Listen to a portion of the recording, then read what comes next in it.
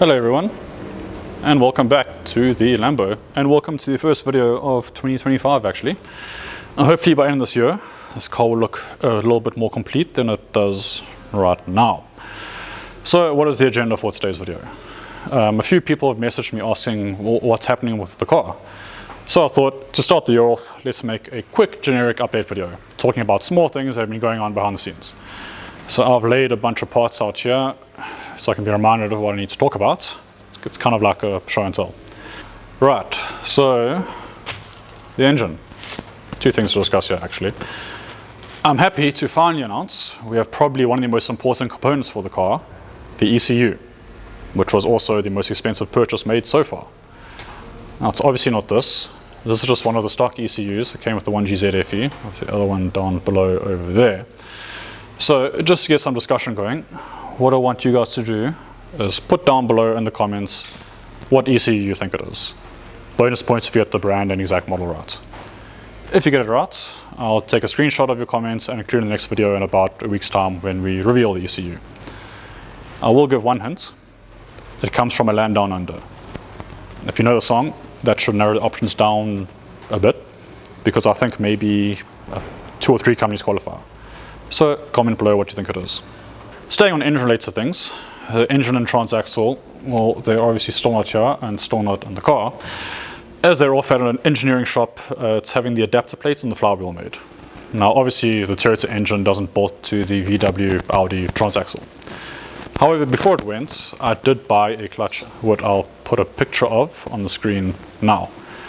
These came from a B7 Audi RS4, which is the 4.2 V8 sedan.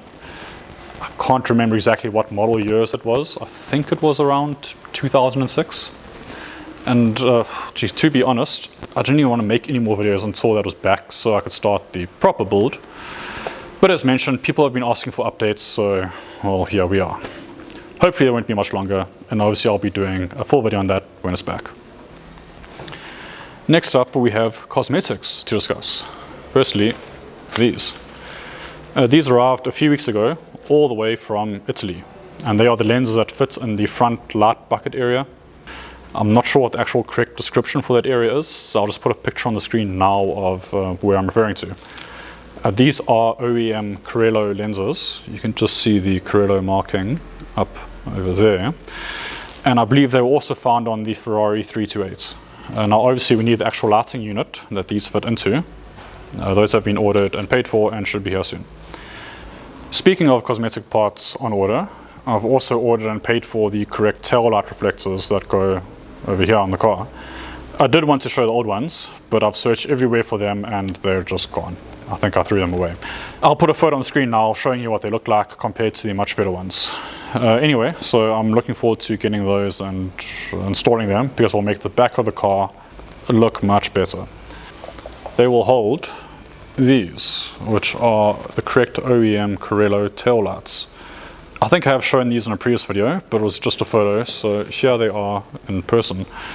I've also ordered new gaskets for these, because you can see that over there, that won't do.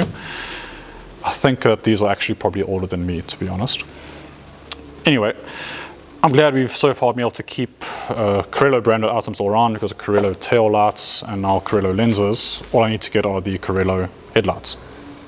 Now here's something small I did for fun. See this over here.